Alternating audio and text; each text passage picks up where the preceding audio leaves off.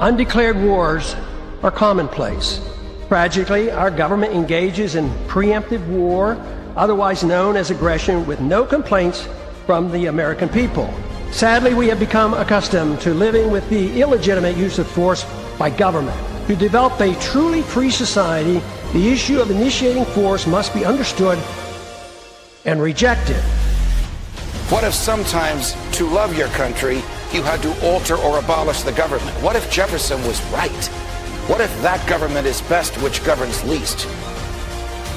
What if it is dangerous to be right when the government is wrong? What if it is better to perish fighting for freedom than to live as a slave? What if freedom's greatest hour of danger is now?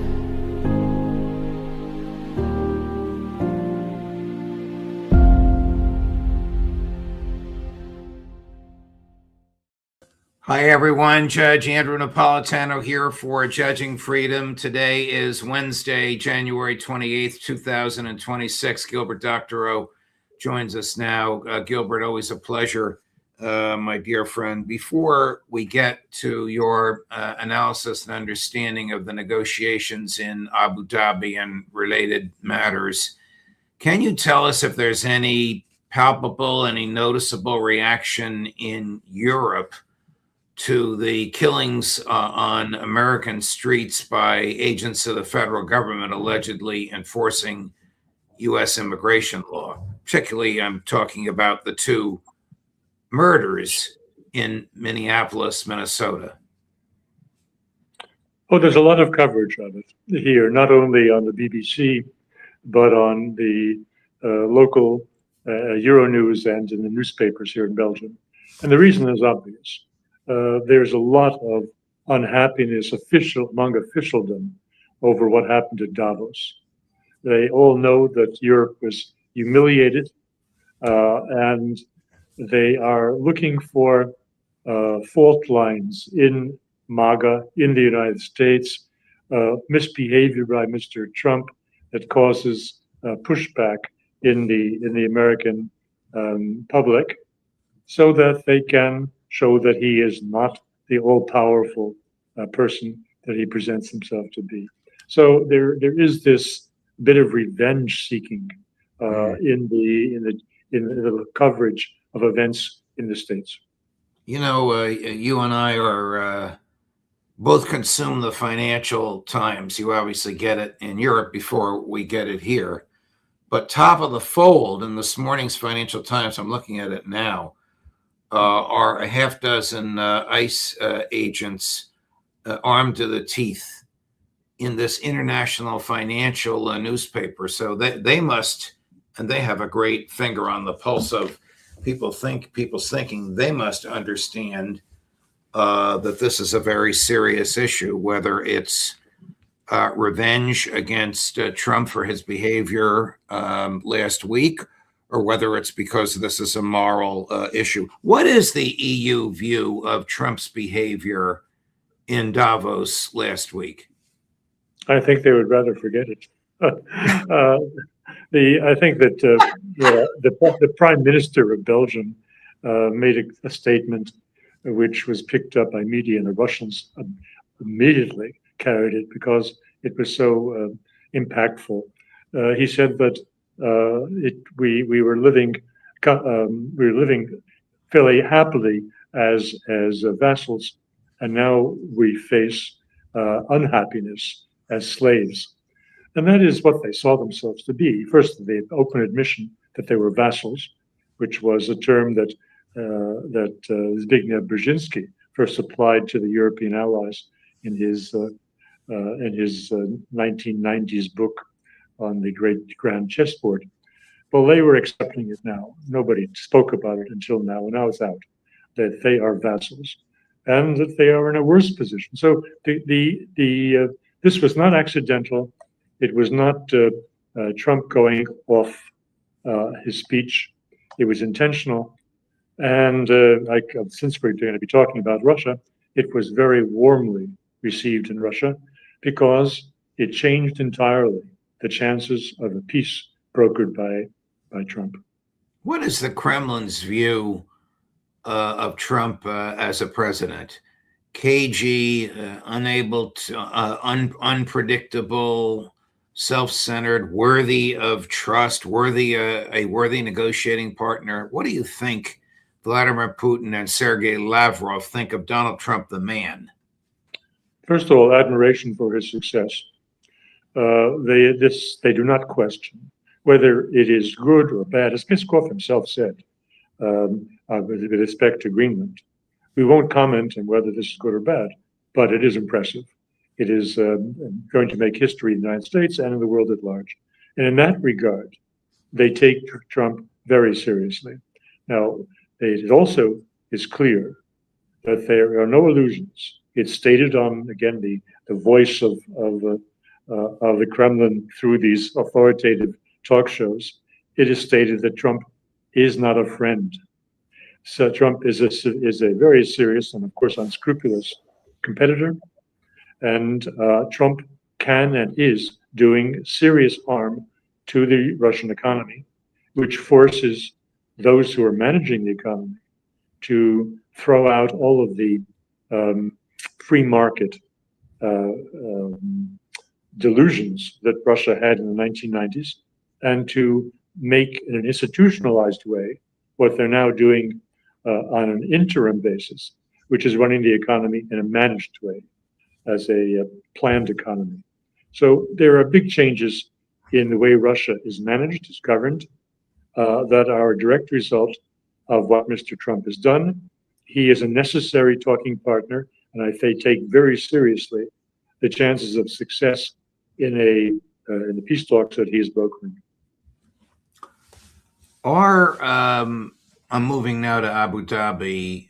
Our President Putin, or President Zelensky, I guess I can't call him president, are Vladimir Zelensky's statements that Ukraine will never give up the Donbass made exclusively for domestic political consumption, or is he serious? Because if the Russians thought he was serious, why would they waste their time negotiating? No, they wouldn't have come to Abu Dhabi if they thought he was serious. This is a statement he made after the fact, of course, and it is exactly as you describe it. It was for domestic consumption, to buy time, to keep his domestic enemies at bay while this negotiation process goes on. But there can be no question but that the Russians came to the meeting only because it was prearranged and pre-agreed that essentially the 28-point peace plan that was produced by Dmitriev and Witkoff in late November is the operating document for what we are witnessing, meaning the withdrawal of the Ukrainian forces from all of Donbass before anything else happens. And the purpose of having these military men there in one set of two parallel discussions, because there were two tracks going on in Abu Dhabi. One was the military men meeting to talk about security issues, and the second was a group meeting on improving or normalizing U.S.-Russian relations. The security when you say military men, do you mean literally generals, Ukrainian generals meeting with Russian generals, or do you mean civilian senior people in each side's Ministry of Defense? The latter. These were, well, no, on the Russian side, of course, he's a military man. He is a member of what we would call the Joint Chiefs of Staff. So the Russian Minister of Defense is a military person, unlike our current person isn't an apt example because he's off the wall, but unlike a typical American Secretary of Defense who's not in the military, the Russian Minister of Defense is in the military. Do I have that correct? No, it is the situation is directly parallel to the States. You've got a civilian in charge of the Ministry of Defense, and you have generals in charge of the Pentagon. The equivalent, the people who were there with the equivalent of Pentagon Joint Chiefs staff. And the particular staff general there was military intelligence. His counterpart was the leader of the Ukrainian delegation, Budanov. Budanov was appointed 2 weeks ago to be the chief of Zelensky's presidential office. But Budanov had been serving for the last several years as the head of the military intelligence. And if the Russians came at all to this meeting in Abu Dhabi, it was because they were persuaded that by Witkoff, by Trump, that the points of the 28-point plan is the operating plan. Budanov is a person whom they find particularly objectionable. Yeah, they want to kill Budanov because they believe he orchestrated the assassinations of the Russian generals in Moscow. Precisely. They consider him to be a murderer and a terrorist. But they went to meet with him anyway because the Americans were there as the brokers and the ones putting this marriage together, and because it was pre-agreed. What security issues were being discussed? They were discussing the procedures for the Ukrainian evacuation of Donbass. Wow. Was Zelensky there? No, Zelensky was not there. The Russians a day ago said that they would be willing to receive Zelensky in Moscow for talks with Putin. But if such a statement would come up, it's only because the Russians are satisfied that they're getting essentially all the points they wanted in a capitulation. And how is Zelensky going to sell that to those who once threatened to hang him from a tree outside of his presidential office? Well, those people are the ones who are negotiating with the Russians now. So I don't think he has to worry about where's the nearest tree. The Americans have put together with the Russians, have put together an off-ramp for Zelensky. And that will be, as was envisioned in the 28-point plan, elections within 100 days. There's a second feature which was not specifically described as having an influence on this question, but I now see is directly linked to the question of the replacement of Zelensky and the elections. And that is the use of the Russian frozen assets as well. Within Ukraine, they can call it reparations. For the Russian standpoint, it's the purchase price. And if that is fully explained to the Ukrainian nation before a referendum takes place, and if the referendum is properly supervised by international, not observers, but peacekeepers, to prevent the kind of violence and fascist behavior that spoiled the last parliamentary elections in Ukraine. If all this happens, the Russians and the Ukrainians understand that $800 billion in reconstruction money is coming their way, of which a substantial portion is coming from Russia. I think that they will vote for a replacement of Zelensky, who will be carrying out the terms sketched for him in the 28-point plan. Tell us about the other negotiation track, the one intended to result in normal state-to-state economic, commercial, academic, travel, cultural, etc. relations between the United States of America and the Russian Federation. Well, I think the economic side would be one of the first to be addressed in the correction of relations. That is, removal of sanctions step by step, as was described in the 28-point plan. The notable event of the last week, which was called out by Dmitry Kiselyov in his News of the Week program on Sunday, which has been a major source for me on what I've been saying regarding Abu Dhabi. The point is that the discussion was about first in the Kremlin with Witkoff, Kushner, and Grünbaum. Grünbaum's presence was important because of what I'm about to say. They were discussing the decision by Putin to join the Peace Board and to make a $1 billion contribution to be a permanent member of the board, to be taken from Russian frozen assets. Now, that is quite important. A follow-on information from another meeting that Putin had the same day with the president of the Palestinian state, such as it is, Mahmoud Abbas, in which he informed Abbas about the Russian decision to contribute $1 billion, to this peace board, which has its first mission resolving the problems of Gaza.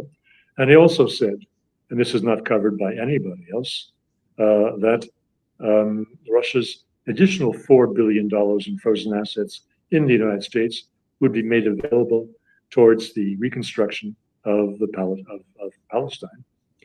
So this was important in and of itself. And I think this was a subject that was further pursued at the talks for reestablishing normal state-to-state relations. But since some of my colleagues have raised the issue of the failure of the United States to act on restoring full functionality to the respective embassies, I think we have to make a little diversion here to understand something that you and I have discussed going back to November, when there was that leak about the 28-point plan, and when the Europeans all intervened and wrecked everything by setting up separate meetings with Zelensky, which led to a 20-point or 19-point plan or a 20-point plan, in which gutted essentially what were the terms of the Dmitriev-Witkoff 28-point plan. Now, there was a leak. Somewhere around that time, our good friend, Sergei Lavrov, complained about this back-channel way of conducting negotiations rather than going through normal diplomatic channels, and he pointed to the leak. Well, he missed the point. The point is the leak was not the back channel. The leak was that Rubio had been in the circle, and it was clear that on his way to Europe by way of Canada, he had given senators the information about the 28-point plan. It was leaked, and it caused this commotion in Europe that wrecked the peace proceedings at that point. Rubio, as we know, is now completely outside the discussion groups for Ukraine, Russia now. And the back channel is working just fine. So that Mr. Lavrov was a little bit mistaken and took offense for the wrong reasons about his ministry not being in the loop. So yeah. Go ahead, please. I didn't mean to interrupt you. I thought you had finished. No, the negotiations have been very successful by the back channel. Right. And this is why there's been no restoration of diplomatic functionality in the embassies, because Trump correctly does not trust Rubio and does not trust the whole State Department to implement his initiatives with respect to the peace. So it's all going by back channels. And the back channels had no leaks when Rubio was not a party to them. I know that American domestic politics is not your bailiwick, although obviously you're intelligent and well informed. But here you have the Secretary of State of the United States uninvolved in two of the most dramatic and important foreign policy ventures: Gaza, Israel, Ukraine, Russia. And all of this is being negotiated by the president's friends, colleagues, and in the case of Kushner, son-in-law. Well, what does Marco Rubio do? Just to worry about the font size on the statements issued by the embassies, which is an issue for him? I think he's running Venezuela, and he's hoping to run in Cuba.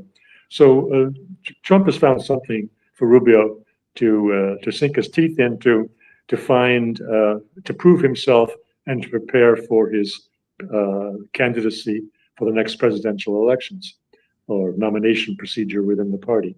I don't think that Rubio has a spare minute to busy himself with Gaza or with Ukraine now that he has this wonderful position as the overlord of Venezuela. Why is the Kremlin so willing to surrender funds that the EU and the US has stolen? I suppose the lesson here is that the Russian state will never again use banks outside of Russia. Well, but we have to see how that goes. Don't never say never. As regards the present situation, it depends on how you want to look at it. From one side, if you are a super patriot and you are slightly xenophobic, and there are a lot of Russians who are xenophobic and who think that all of us Westerners are a pack of idiots. Dmitry Medvedev comes to mind. Well, people who leave comments on your channel, on other similar channels, Russians, but in their Russian language editions, either on YouTube or when some of them are put on YouTube. These people are deeply anti-Western and deeply xenophobic, as I say. So I wouldn't be too concerned about their feeling that Russia is being humiliated or taken advantage of. The reality is that Russia will get what it wants. It wants to have Ukraine neutral. It will be neutral. It wants to have control of the main areas that are Russian-speaking dominant, which are the Donbass. The further you go from the Donbass, the more diluted the actual Russian-speaking part of the population is in Ukraine. And of course, when you cross the Dnieper River, then it is very heavily Ukrainian nationalist, and the Russians don't want to be there. Right. Well, there's neutral and there's neutral. I mean, are there going to be Western troops in the surviving parts of Ukraine? Is there going to be a demilitarized zone? Are there going to be any armaments aimed eastward? Well, all of those points, all 3 points you mentioned, were covered in the 28-point peace plan. No foreign troops, a demilitarized zone, yes, but it'll be at 60 kilometers on each side of the Dnieper River. It will not be anywhere near the population centers of Donetsk or Lugansk. And it will not have Ukrainian administration there, which was the Ukrainian pushback to the 28-point plan. I'm saying that the basic elements in the 28-point plan, which looked a little bit peculiar to us because it had elements that were not strictly Ukrainian war. And now we can understand it in the two-track negotiations going on in Abu Dhabi. All right. If the end result is comparable to what you've described, is Zelensky a dead man walking? Not necessarily. If indeed, but you have Budanov there, who's going to have to sell this when he gets home. You've got the most vicious people in the entourage of Zelensky are now virtually accepting the 28-point plan. And I think that they're not going to go and lynch Zelensky. And I think that the United States is preparing, as I say, a way out for Zelensky when within 100 days, or longer, they have new elections. And when the real terms, the economic terms of the settlement are described fully to the Ukrainian nation. $800 billion is more than any of them could have imagined. So I think that there's a good chance that he can leave walking, not being carried out. But we'll see. His behavior, by the way, has been described by very responsible people here in Europe, in Germany in particular. His behavior in the speech at Davos lost him a lot of support that he may have had even in Germany, right? Because he was seen to be provocative, demeaning Europe, insulting Europe, and trying to provoke European participation in the war. So where's the 800 billion going to come from? The EU has 300 billion. I don't know what the US has, but I don't think it adds up to 800. Well, let's go back to the 28-point plan. It was foreseen that Russian 300 billion would be divided up. Some of it, the larger part, would be for a joint investment US-Russian fund for general purpose development activities, and not necessarily related to Ukraine. But I think it could be easily diverted and attached to Ukraine.